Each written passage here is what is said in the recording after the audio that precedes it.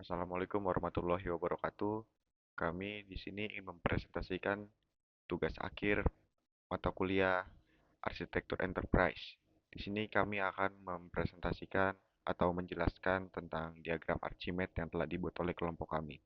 Untuk judul kita mengambil Arsitektur Enterprise untuk transformasi digital pada UMKM menggunakan Toga.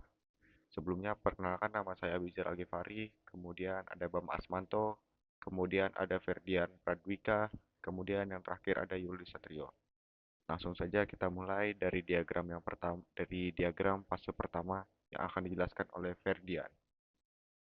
Oke, baik. Diagram fase pertama dari Archimedes yaitu preliminary phase, di mana preliminary phase ini ada scope. Scope itu cakupan proyek dengan relasi bagian dari preliminary phase. Kemudian ada arsitektur principle, yaitu prinsip desain arsitektur. Di contoh dalam gambar ini ada digitalisasi sistem pemesanan dan pencatatan keuangan. Dengan relasi prinsip-prinsip ini mendetailkan arah arsitektur. Kemudian berikutnya ada stakeholder. Pihak yang terlibat dari stakeholder ini ada pemilik usaha, karyawan, pelanggan, dan perancang sistem. Relasinya yaitu stakeholder dihubungkan ke preliminary phase untuk diidentifikasi kebutuhan. Kemudian selanjutnya ada tool, alat bantu desain arsitektur. Relasinya yaitu dipakai untuk mendukung prinsip arsitektur. Contoh di gambar yaitu Archimedes atau notasi atau pemodelan untuk membuat desain. Untuk yang kedua apa nih fase 2? Untuk berikutnya fase 2 pada diagram Archimedes yaitu arsitektur vision.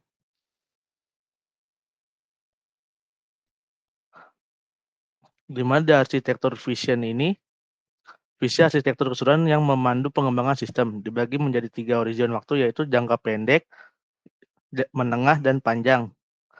Kemudian ada user interface layer yaitu antar muka pengguna atau UI. Relasinya yaitu menghubungkan pengguna ke application layer. Berikutnya ada application layer, lapisan logika aplikasi yang mengolah fungsional utama. Relasinya yaitu terhubung ke user interface layer dan data layer.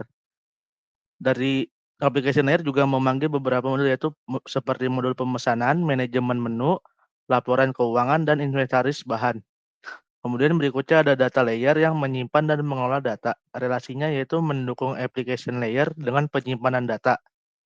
Berikutnya ada modul-modul fungsional yaitu pemesanan seperti proses order, manajemen menu, mengelola menu makanan, kemudian ada laporan keuangan, mencatat keuangan, kemudian ada inventaris bahan, mencatat stok bahan dan baku. Relasinya yaitu semua diakses melalui application layer. Udah, lanjut, Bapak.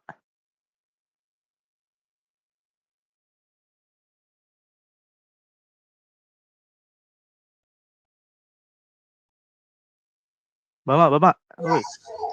Di sini ada pembeli. Pembeli itu untuk pengguna yang melakukan pemesanan dan pembayaran. Relasinya pembeli melakukan proses dengan melakukan pemesanan dan pembayaran. Pengelola manajemen yang memantau pelacakan dan pencatatan keuangan. Layanan pemesanan, proses penyediaan pemesanan, pemesan, aktivitas pemesan produk atau menu, pembayar, aktivitas pembayar pesanan,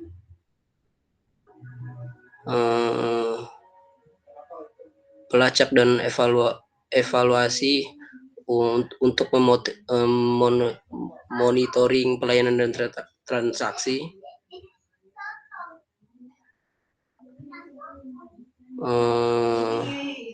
pencatatan keuangan untuk mencatat pelayanan transaksi keuangan, layanan pelacakan untuk fasilitas untuk meninjau riwayat transaksi. Di sini ada karyawan kasir, karyawan atau kasir, pihak yang memproses pesanan dan pembayaran, data transaksi dan data pelanggan, database yang di-update oleh proses transaksi dan evaluasi. Relasinya, data transaksi dicatat oleh kasir dan tersimpan di database.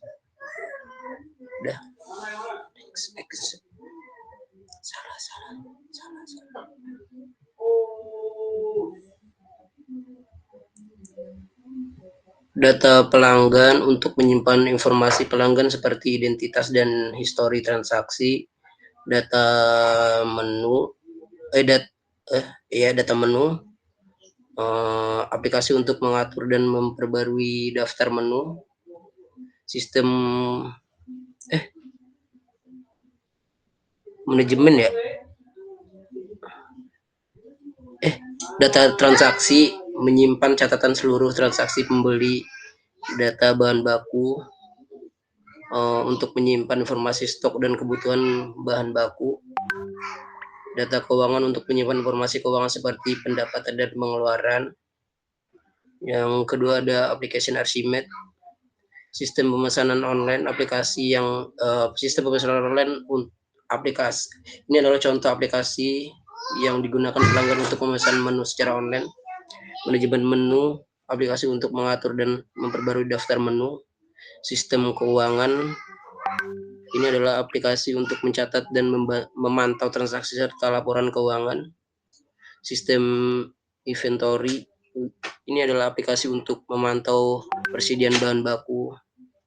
Dashboard manajemen untuk menyediakan laporan dan analisa kinerja untuk pengembangan keputusan oleh manajemen.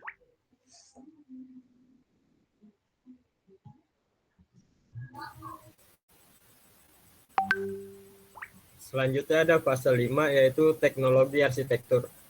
Di sini yang pertama ada application server, yaitu untuk menyediakan lingkungan untuk menjalankan aplikasi dengan relasi mendukung backend dan database. Selanjutnya ada database. Di sini database ini untuk tempat menyimpan dan mengambil data dengan relasi digunakan oleh backend. Selanjutnya ada backend, yaitu otak sistem untuk mengelola logika bisnis dan data dengan relasi mengakses database dan terhubung ke front-end, sistem keamanan dan online ordering platform. Selanjutnya, masih yang tadi, Per. Selanjutnya ada front-end. Di sini front-end ini untuk menampilkan antarmuka pengguna dengan relasi mengakses layanan dari backend. Selanjutnya ada sistem keamanan. Di sini untuk mengatur autentikasi dan pelindungan sistem dengan relasi mendukung keamanan di backend. Dan selanjutnya ada online ordering platform. Platform ini platform utama untuk melakukan pemesanan online dengan relasi disediakan oleh backend sebagai layanan utama sistem.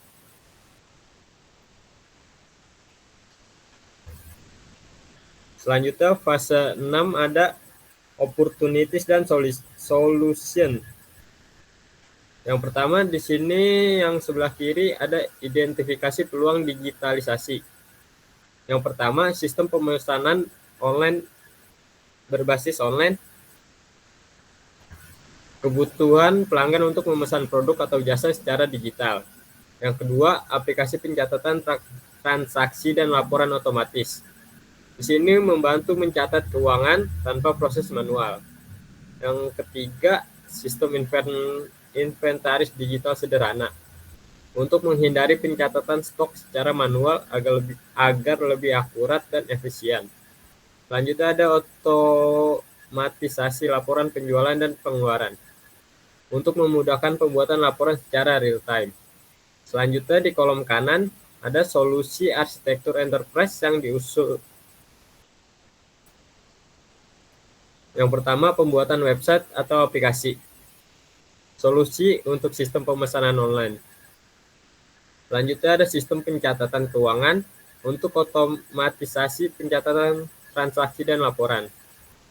Selanjutnya, manajemen stok berbasis web atau spreadsheet terintegrasi untuk mengelola inventaris secara efisien dan real time. Selanjutnya ada dashboard manajemen dan laporan untuk menyajikan laporan penjualan dan pengeluaran secara visual dan otomatis.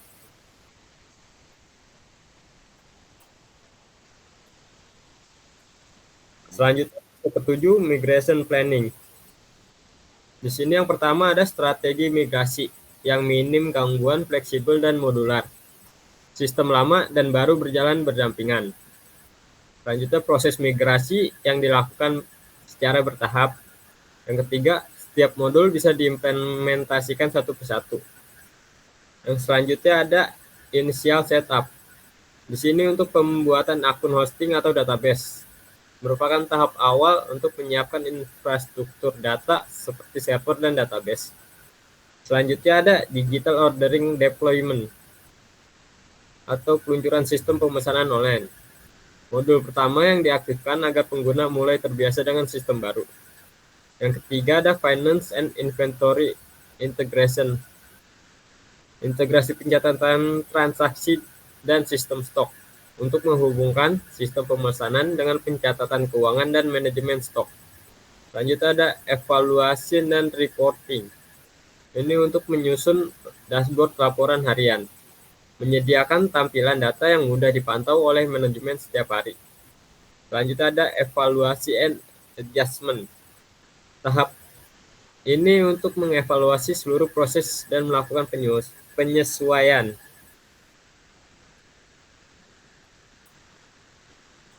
Selanjutnya di sini ada diagram Archimedes untuk fase 4.2 untuk fase 8 yaitu implementation governance. Di sini implementation governance memiliki peran yaitu pusat pengendali pelaksanaan transformasi digital dan memiliki relasi untuk mengarahkan seluruh proses implementasi kepada pemilik usaha, kepada perancang sistem.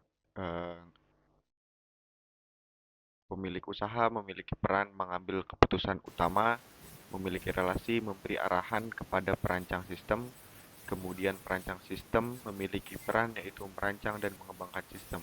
Di sini perancang sistem memiliki dua relasi, yaitu yang pertama menerima arahan dari pemilik usaha, kemudian yang kedua berinteraksi dengan karyawan dan mendokumentasikan proses. Dan yang keempat yaitu karyawan, memiliki peran pengguna sistem dan pemberi feedback. Memiliki relasi yaitu memberikan masukan ke perancang sistem. Selanjutnya ada dokumentasi, memiliki peran menyimpan semua dokumen proyek, memiliki relasi disusun oleh perancang sistem sebagai hasil interaksi dengan aktor lain. Kemudian, sistem version dan diagram memiliki peran versi dan diagram sistem yang sedang digunakan, memiliki relasi disimpan dalam dokumentasi dan menjadi acuan teknis. Kemudian ada isu dan resolution logs, memiliki peran catatan masalah dan solusinya selama implementasi. Memiliki relasi yaitu terkait langsung dengan feedback karyawan. Kemudian ada employee feedback, memiliki peran masukan nyata dari pengguna sistem atau yang biasa kita sebut dengan karyawan. Memiliki relasi menjadi dasar munculnya log isu dan perubahan desain. Kemudian yang terakhir yaitu list of design change, memiliki peran daftar perubahan desain berdasarkan evaluasi dan feedback. Memiliki relasi terakhir dalam alur digunakan untuk revisi arsitektur. Selanjutnya ada diagram Archimedes untuk fase 9, yaitu arsitektur change management, memiliki peran mengelola perubahan arsitektur agar sistem tetap relevan dan selaras dengan kebutuhan bisnis. Memiliki relasi mengarahkan seluruh proses di bawahnya termasuk tujuan dan mekanisme perubahan. Yang pertama, tujuan perubahan arsitektur atau goals. Keep system aligned with business needs. Sistem selalu mengikuti kebutuhan bisnis yang berubah. Ada prosedur resmi untuk mengatur sistem. Kemudian, menghindari sistem jadi terpecah karena perubahan yang tidak terkoordinasi. Kedua, yaitu manage change mechanism. Memiliki peran komponen pengelola proses perubahan dari awal sampai akhir. Memiliki relasi mengatur proses perubahan sistem melalui langkah-langkah berikutnya. Langkah-langkah proses perubahan atau change life cycle mengidentifikasi kebutuhan perubahan, misalnya dari feedback, teknologi baru, atau peraturan. Kemudian ada impact analysis, menganalisis dampak perubahan terhadap sistem lain, proses bisnis, dan pengguna. Kemudian ada arsitektur adjustment, menyesuaikan elemen arsitektur yang terdampak, misalnya modul aplikasi atau infrastruktur. Kemudian ada implementation and testing, menerapkan dan menguji perubahan agar sesuai ekspektasi dan tidak menimbulkan bug. Kemudian yang terakhir ada post-change evaluation, mengevaluasi hasil perubahan apakah efektif, sesuai tujuan, dan diterima pengguna. Kemudian di sini ada yang terakhir, yaitu coba lihat judulnya Per, tolong. Blueprint dari studi kasus kita yaitu UMKM Pondok Kuliner Ibu Neneng. Lihat diagramnya Per. Nah, oke. Tolong dibesarin Per. Di sini kita ada beberapa layer. Yang pertama bisnis layer, yaitu pemilik usaha dan karyawan memiliki peran aktor utama yang mengoperasikan bisnis. Pemilik usaha mengelola dan mengambil keputusan, karyawan melaksanakan operasional seperti melayani, mencatat, dan mengelola stok, dan memiliki relasi. Pemilik dan karyawan berinteraksi langsung dengan layanan aplikasi di lapisan atasnya. Untuk layer kedua yaitu application service layer atau layanan aplikasi. Di sini ada pengelola pesanan, catatan keuangan, manajer inventaris. Untuk pengelola pesanan menangani layanan pemesanan pelanggan, untuk pencatatan keuangan bertanggung jawab atas pencatatan transaksi, kemudian manajer inventaris mengelola data dan stok bahan baku. Memiliki relasi, layanan ini didukung oleh komponen aplikasi yang mendasarinya di bawah. Untuk layer ketiga di sini ada application component layer atau komponen aplikasi. Untuk komponen aplikasi, penerima pesanan, modul input order, kemudian ada pencatatan keuangan, sistem pencatatan transaksi, kemudian ada manajemen inventaris, modul untuk input dan kontrol stok. Untuk layanan pemesanan, layanan digital untuk mengelola pesanan, proses laporan keuangan, pengolahan laporan dari data transaksi, kemudian fungsi inventaris yaitu mengolah data stok dan barang masuk atau keluar. Memiliki relasi, semua modul aplikasi terhubung ke perangkat dan platform di lapisan teknologi. Kemudian yang terakhir ada teknologi arsitektur atau arsitektur teknologi.